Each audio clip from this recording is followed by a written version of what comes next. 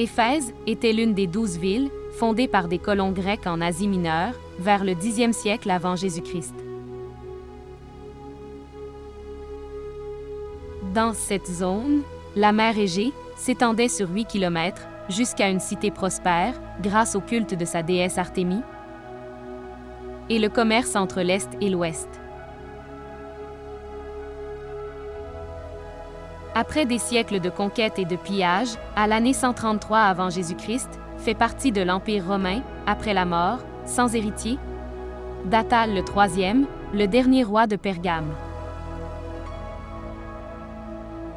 Sous le gouvernement de Rome, commence la réforme du port, qui, en plus de canaliser le trafic des personnes et des marchandises, était aussi l'entrée monumentale de la ville. La voie arcadienne, c'est une avenue de près de 600 mètres qui va du port au théâtre. À sa gauche, on trouve le gymnase et les thermes du port, et plus loin, est l'Olympéion et le quartier de Corezzo. À droite, une voie parallèle qui menait au Sérapéum et à l'Agora commerciale. Et, finalement, le gymnase du théâtre.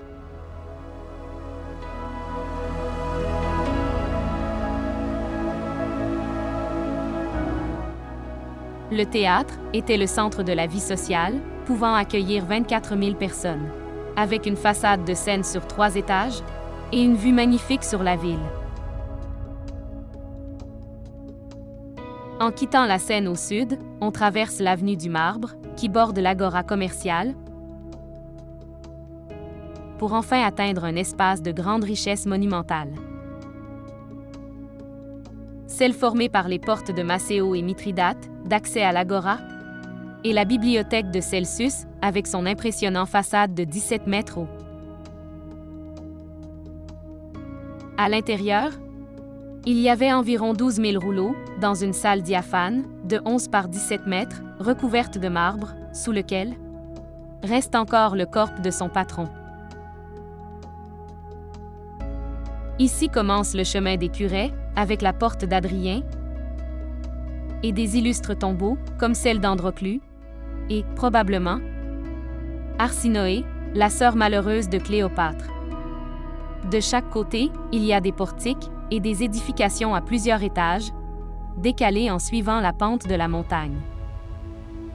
Chaque maison s'organise d'habitude autour d'un patio central, et certaines, comme celle-ci de Gaius Flavius Furius Apto, présentent une luxueuse décoration de marbre et mosaïque. En marchant sur l'avenue des Curettes, à gauche, on trouve le temple d'Adrien. Le nymphée de Trajan.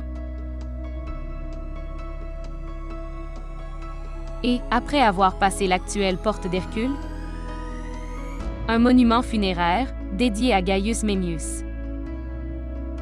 Devant, il y a une petite place avec 2 grands espaces publics. Une façade monumentale d'Atlante qui soutiennent la place supérieure sur laquelle siège le temple de Domitien. Et, en face, l'Agora civile. Avec un temple, initialement consacré à Isis, à son centre, cette place de 160 par 73 mètres abritait les bâtiments de plus grand poids politique. Dans sa partie nord, avec sa forme semi-circulaire, le plus pertinent est l'Odéon. Construit au IIe siècle, il était le lieu de réunion du conseil municipal et il pouvait accueillir jusqu'à 1500 personnes lorsqu'il était utilisé pour des récitals ou des conférences. Un peu plus au nord, on trouve d'autres temples. Le Prytanéo. Bain et maison qui montent la pente.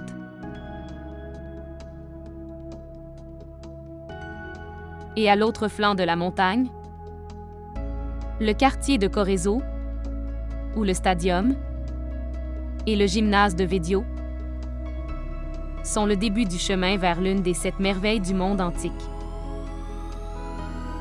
L'Artémision. Construit au-dessus d'un autre plus ancien et modeste, le 2e Artémision, est un temple ionique et diptère, avec un plan au sol de 115 par 55 mètres, avec 120 colonnes, de près de 20 mètres haut.